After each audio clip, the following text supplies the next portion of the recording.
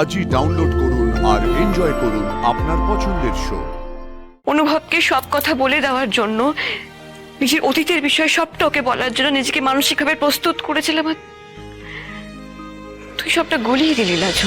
যা বলছো সেটা ভেবে চিন্তে বলো। ভগবানটা করুন কি যেন ভালো বন্ধু না হয়ে যায়।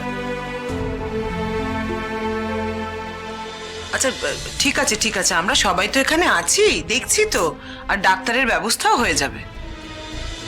কৃষ্ণ, তুই ঘরে যা, আজ একটা শুভ দিন, সেটাকে অনার কর। বনলতা, যাও কৃষ্ণকে ঘরে নিয়ে যাও, আমরা লাজুর কাছে আছি। আমার মনে হয় দেরি করা ঠিক হবে না। লাজুকে হসপিটালে নিয়ে যেতে হবে, এখানে ফেলে রাখা যাবে না।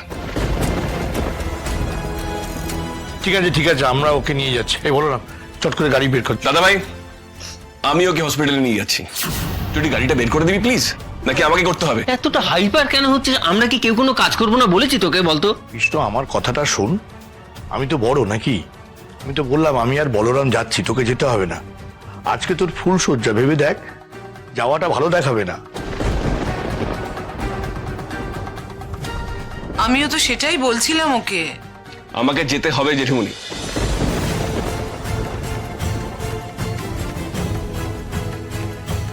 আচ্ছা দাদা ভাই, তুই কত দেরি করে গাড়িটা বের করবি বলবি? না না, আমি এখনই যাচ্ছি। একটু দেখি রাখামুনি। কৃষ্ণ, কৃষ্ণ দেখ, সবকিছুর কিন্তু একটা একটা মঙ্গল অমঙ্গল বলে ব্যাপার আছে, একটা ঠিক বেঠিক ব্যাপার আছে। আজকে তোর ফুল সজ্জা, এইভাবে বেরিয়ে যাওয়াটা ঠিক হবে না বাবা। মা, অনেক বেঠিকই তো হয়ে চলেছে, আজ না হয় আরো একটা হলো। আর প্লিজ, আমি এটা নিয়ে তর্ক করতে চাই না।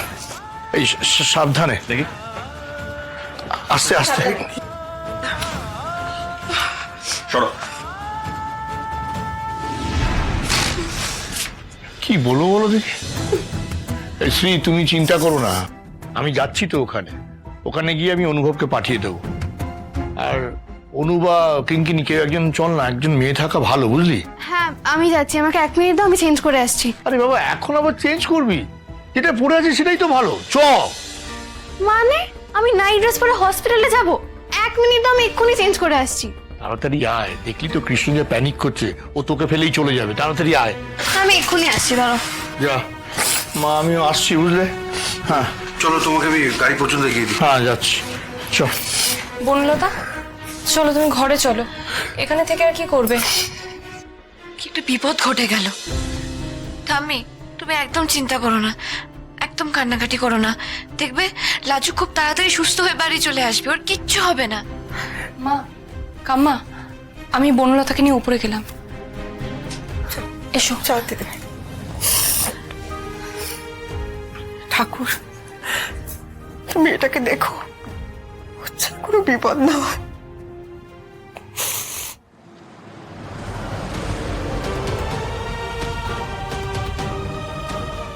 লাজু, এই লাজু।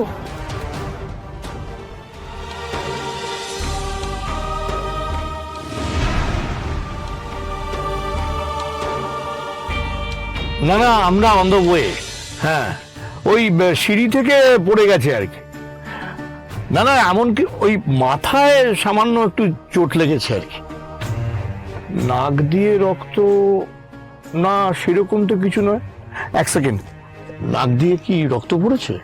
না না না, নাক দিয়ে রক্ত তো পড়েনি বলছে। ওই যে জায়গাটা কেটে গেছে সেখান থেকে একটু ব্লিড হয়েছে আর কি। হ্যাঁ, আর এমনি কোনো তো প্রবলেম নেই। হ্যাঁ হ্যাঁ হ্যাঁ, এই তো যাচ্ছি। হ্যাঁ, একেবারে সরাসরি এমার্জেন্সিতে ঢুকিয়ে দেবো। ঠিক আছে, থ্যাংক ইউ সো মাচ। ওর মাথাটা ধরে রাখ, গাড়িটা কিন্তু জোরে চলছে, ঝাঁকুনিতে যেন ওর কোনো অসুবিধা না হয়।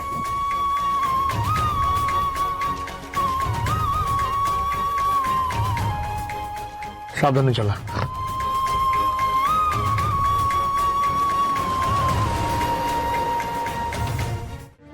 বসো না। আমি এখন বসে কথা বললে তোমার ভালো লাগবে? টায়ার্ড লাগছে না? টায়ার্ড তো আমরা সবাই, কেউ কি আর রেস্ট নিতে পারছে? শুয়ে বসে থাকলেও মাথায় তো এই চিন্তা ঘুরেই যাচ্ছে না। তা ঠিক, তবে আমি জানি যে তোমার শুধু লাজুকে নিয়ে দুশ্চিন্তা নয়। কৃষ্ণর ওইভাবে ছুটে চলে যাওয়ায় তোমার খারাপ লেগেছে। তুমি হয়তো ভাবছো যে বাড়িতে এত লোক থাকতে ওকে কেন যেতে হলো। না না, তা একদম না। তোমরা সবাই তো বলছিলে ওকে না যেতে, আসলে ও তো খুব টেনশন করছিল তাই চলে গেল। একদম ঠিক বলেছো বনলতা, ও টেনশন করেই চলে গেছে। আসলে কৃষ্ণ ছেলেটাই এরকম, বড্ড বেশি টেনশন করে, সব কিছু নিয়ে এরকম, জানো তো। কেউ কোনো বিপদে পড়লে সবার আগে ও ঝাঁপিয়ে পড়বে। একবার জানো আমার পায়ে কাজ ঢুকে সে কি রক্তারক্তি অবস্থা, তাতে তোমার দাদা যতটা না টেনশন করেছে তার থেকে 3 গুণ বেশি টেনশন করেছিল কৃষ্ণ। সে কি চেঁচামেচি, হই হই, ওষুধ আনা, ডাক্তার ডাকা, তারপরে যখন আমি নিজের হাতে সেই কাজটা বের করে দিলাম পা থেকে, সেই দেখে তোমার কৃষ্ণ ভ্যা করে কেঁদেই ফেললো।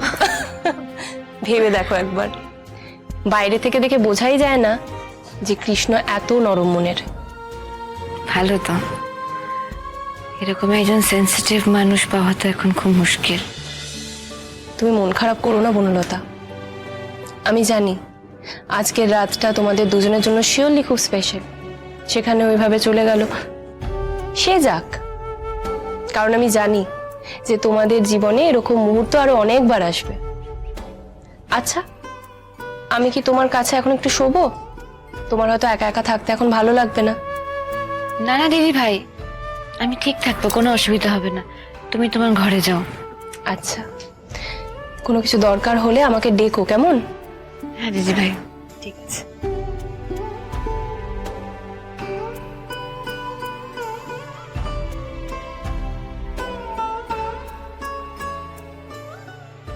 লাজু,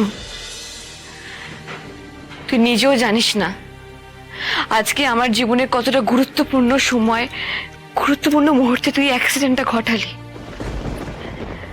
আমার জীবনের অনেক কিছু ডিপেন্ড করছিল ওই মুহূর্তগুলোর ওপর। আমি ফাইনালি অনুভবকে সব কথা বলে দেওয়ার জন্য, নিজের অতীতের বিষয়ে সবটা ওকে বলার জন্য নিজেকে মানসিকভাবে প্রস্তুত করেছিলাম, আর তুই সবটা গলিয়ে দিলি লাজু। লাজু, তুই নিজেও জানিস না আমি একটা কঠিন সম্পর্কে ঢুকতে চাইছি। আমি কি পারবো? আমি পারবো আবার অনুভবের কাছে কথাগুলো পারতে?